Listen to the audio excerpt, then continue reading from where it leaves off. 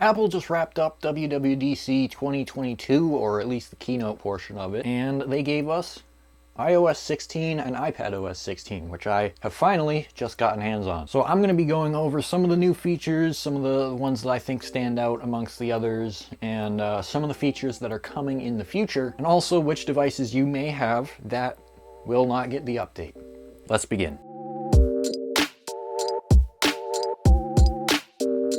Now, jumping straight into it, for iOS 16, one of the big things that stuck out to me was the lock screen. It is entirely overhauled. There's different options for live wallpapers. You can set an album and it will cycle through your album. You can change the time, the date, you can add widgets. The notifications come up at the bottom now. It's the biggest update to the lock screen we've seen since swipe to unlock, and that really wasn't even that big of an update. And it's not just limited to what Apple has in the software right now. I'm sure they're going to add more stuff over time. And they also have a widget kit API that developers can use to put their own widgets on your lock screen. And I really think that's going to be a huge market for people. Because I mean, just look at this. I can see my battery percentage without having to swipe down from the right corner. You can have up to 4 of them if you have like the little 1x1s and 2 of the 2x1s and a couple different mixtures of both. But I think right now for the stock ones, I've already found my pair. I'm gonna do the battery and weather widget. Let me know which ones you would use in the comments below. Really interested to see what you guys would pick. Also, regarding notifications and widgets, it's kind of like a conglomerate of both of them. It's live activities. That's gonna be for like sports, keeping up live with them. It'll live update the time, the score from both teams, anything relevant to that. Another one they showed was like your Uber, how far away it is from you. That's pretty cool. I don't use Uber, but I know a lot of people do. It's probably going to be huge for them to just show up there on your lock screen. And we got a couple changes to how communication works. So we got some strongly requested features for messages. The two that really stuck out to me were editing messages. So if you send a spelling error, you don't have to put an asterisk and then the right spelling so your friends don't think you're a weirdo. Seems like you can actually long press on it and then change it, and it will show like a little edited thing to let everyone know that was not the original content, but I like it. It's going to save me a couple extra key presses. If you send a message that is just so bad, maybe it's not full of spelling errors, but it's just so bad that you don't want it to exist anymore, you can unsend them. I can't really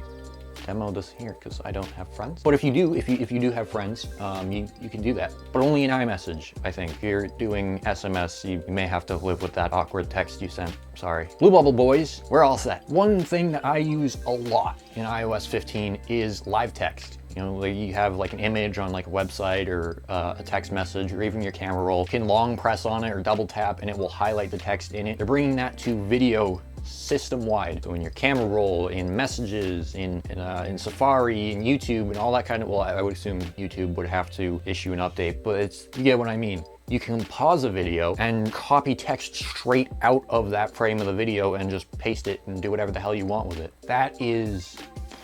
That's going to save me a load of time because I am pausing videos constantly to like try and listen to what they're saying, but also write down what's on the screen. It's going to be a godsend. And as Apple mentioned before they officially announced iOS 16, Tap to Pay is coming to iPhones. Well, we already have that, but Tap to Pay on iPhone. You can like tap your credit card or Apple Pay to another phone. That anyone that has an NFC enabled iPhone now has an Apple Pay terminal, which opens up the doors for so many smaller businesses or just businesses that are reluctant to adopt Apple Pay to start doing that. And that's gonna be huge. And Spotlight search has moved from swiping down to just tapping where the dots on your home screen are. You can still swipe down to get it, but its new home seems to be right above your dock. And then we switch to iPadOS. The star of the show, weather, has come to the iPad.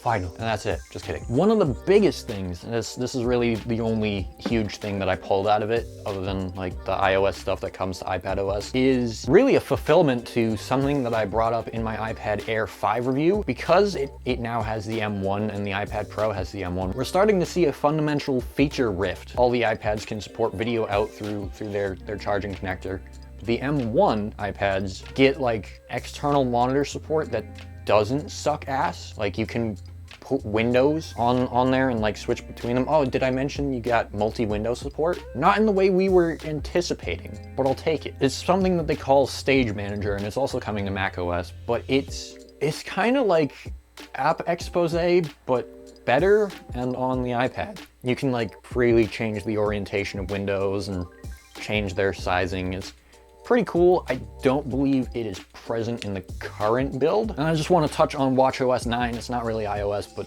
kind of. The only major feature is the Series 3 is not getting it. Finally, they're putting that thing to bed. I think we can all agree it's kind of overstayed its welcome a little bit.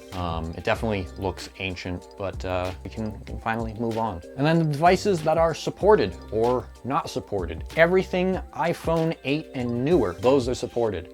So they finally axed the 6S, the original SE, and the iPhone 7. And then for iPadOS, I think they really only removed 2 iPads, and that would be the iPad Air 2 and the iPad Mini 4. So your barrier to entry is any iPad Pro, iPad Air 3 and later, which I did a video on, go check that out. iPad 5, like just vanilla iPad 5, and then iPad Mini 5 or iPad Mini 6. Oh, and also the iPod Touch 7 is not getting this update. So they were swift and absolute with the iPod Touch 7's death. Now keep in mind, this is just the first beta. There are going to be features missing. There are going to be changes, tweaks. If there's anything major, I'll make another video on it. I'm debating making a video on macOS Ace Ventura, but I'm currently struggling to get it to download because I'm not an owner of my own iMac. So I'm trying to figure out what that's about. But again, this is a beta.